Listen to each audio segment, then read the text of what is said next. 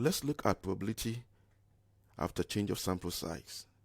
Michael has a box of pencils. The box contains 6 blue pencils, 8 green pencils, and 3 red pencils.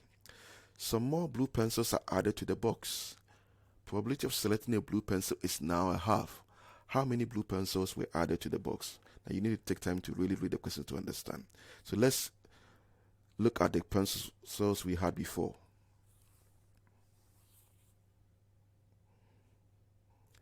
Okay, so this is what we had before, right?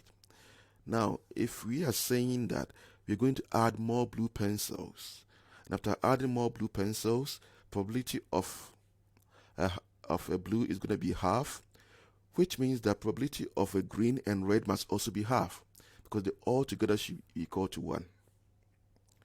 So, it means the blue pencils represent a half. The blue pencils represent a half, and the other one will also represent a half, like I said before. So green and a red represent a half. Now, how many greens and how many red do we have? We have 11.